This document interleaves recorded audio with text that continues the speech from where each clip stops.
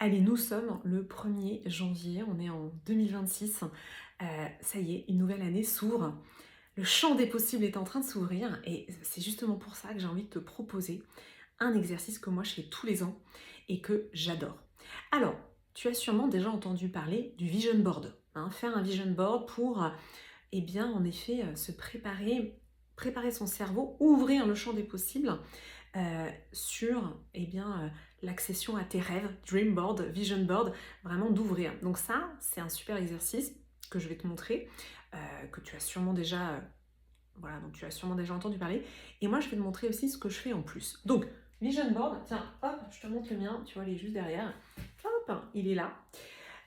Tu vas mettre sur ton vision board, eh bien, des images qui évoquent quelque chose que tu as envie de réaliser.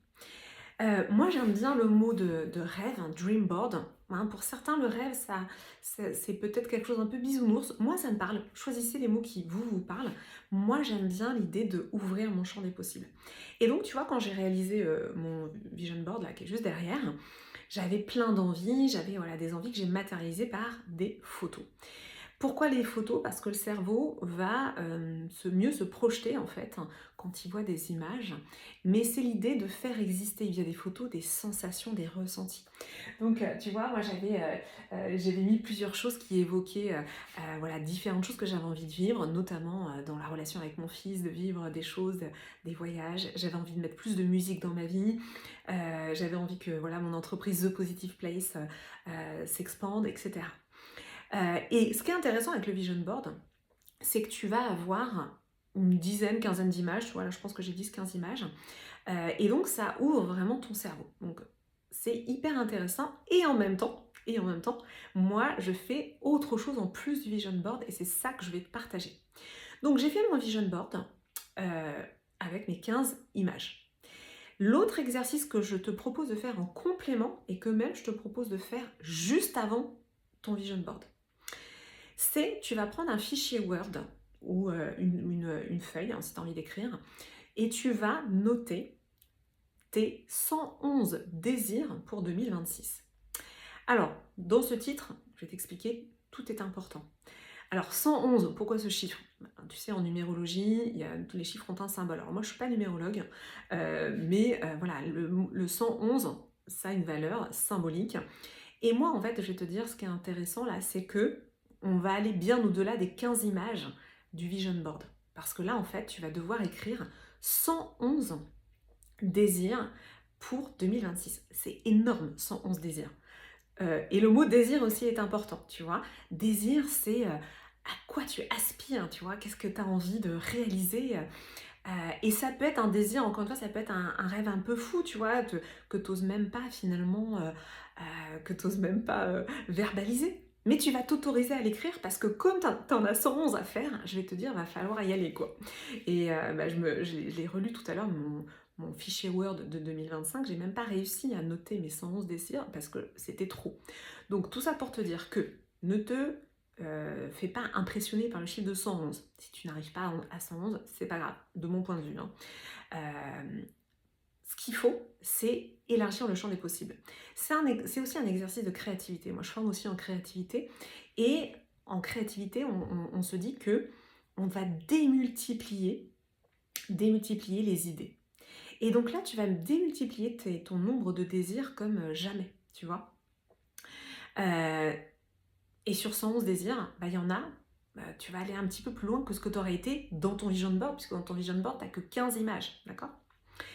Quel intérêt de faire ça? Je vais te le dire, parce que là, je fais le bilan de mon année entre mon vision board et mes 111 désirs. Dans mes 111 désirs, tu vois, il fallait bien remplir 111, donc j'y suis allée, quoi. J'ai mis énormément de choses. Et dans mon vision board, j'avais sélectionné, du coup, quelques images, 15 images que j'ai mis dans mon vision board. L'histoire de entre 15 et 111, déjà tu l'as compris, c'est le nombre. Et quand je fais le bilan de mon vision board, en fait, en fin d'année 2025, les images que j'ai choisies, en fait, il y a eu, je vais te dire pour être honnête, hein, j'ai eu peut-être deux images, deux choses qui se sont réalisées là pour moi en cette fin d'année. Souvent, je sais pas sur les réseaux, mais tu vois des gens qui disent ouais, tout s'est réalisé sur mon vision board, c'est incroyable. Moi non, hein. Il y a sur mon vision board là, j'en ai 2 qui sont réalisés. C'est déjà génial, tu vois? C'est déjà génial. Mais donc pourquoi? Parce que parfois on réalise notre vision board sur la base de, comment te dire ça? De désirs qui sont pas vraiment les nôtres. Et je vais te donner un exemple. Dans mon vision board, j'avais mis une photo de mon fils et de moi à New York, parce que mon fils rêvait d'aller à New York. Bon, on n'est pas allé à New York. Et en fait, dans le fond, moi je suis déjà allée à New York, et dans le fond, c'est pas mon désir, tu vois. New York, c'est vrai que c'est une ville qui ne dort jamais, et voilà, moi cette année, j'avais plutôt envie de vacances reposantes, tu vois. Donc, en fait, pourquoi je te donne cet exemple? Parce que c'est ça qui peut t'arriver, c'est que tu vas choisir dans ton vision board une image qui n'est pas vraiment ton désir à toi. Et ça peut arriver souvent parce qu'on est ultra pollué par quoi? Par les réseaux sociaux, par les désirs des autres, de notre famille, de notre environnement, et on se retrouve à mettre dans notre vision board des désirs qui en fait ne nous appartiennent pas. Donc si on ne les désire pas vraiment dans le fond à l'intérieur, il n'y a aucune chance que ça se réalise. Tu vois le problème. Dans l'histoire des 111 désirs, tu vas aller beaucoup plus loin. Et donc, bah là, je vais te dire, dans mes 111 désirs, c'est vraiment marrant parce qu'évidemment, sur 111, il y en a pas, ils sont pas tous réalisés, hein, mes 111 désirs. Mais il y en a qui se sont réalisés, mais franchement, j'aurais rien misé dessus. Notamment, il y en a un qui est quand même énorme, c'est que, tu vois, dans mon travail, moi, ça fait 6 ans que j'ai créé The Positive Place, et j'avais posé un désir, peut-être un peu inavouable, mais je vais te le dire, j'avais posé le désir de recevoir une reconnaissance pour mon travail, de recevoir un prix, une reconnaissance, voilà, pour mon travail. Et puis je l'ai posé, tu vois, bah, c'était en janvier 2025, je l'ai posé dans mes 111 désirs. Et ben en fait, j'ai reçu un prix, bah, tu vois, il est là, hop, je te le montre. J'ai reçu, hop, on voit pas bien, mais c'est le premier prix psychologie dans la catégorie mieux-être. Donc ça, c'était en juin, franchement, j'étais trop contente. Mais j'avais complètement oublié que j'avais mis ce truc dans mes 111 désirs, tu vois. Et c'est après coup, je me dis, mais c'est dingue, en fait, je l'avais mis dans mes 111 désirs. Donc, voilà à quoi ça sert, en fait, de faire les deux. Dans ton vision board, les images, c'est super, mais parfois tu peux y mettre des images, des désirs qui ne sont pas vraiment les tiens.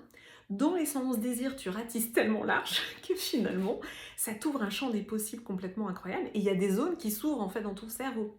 Il y a des zones qui vont s'ouvrir dans ton cerveau, et c'est ça qui va potentiellement permettre que certains de tes désirs et de tes rêves se réalisent. Et même, ça te permet quoi de verbaliser, d'écrire, de rendre réel, palpable, pardon, un désir que tu n'oserais même pas imaginer. Voilà, bah écoute, dis-moi quand tu auras fait ton vision board et tes 111 désirs, dis-moi comment tu t'es senti dans ces deux exercices-là. Bon, ça fait déjà 8 minutes que je te parle, donc voilà, je vais te laisser là, et puis bah, voilà, raconte-moi, en tout cas j'ai hâte de savoir. Je t'embrasse.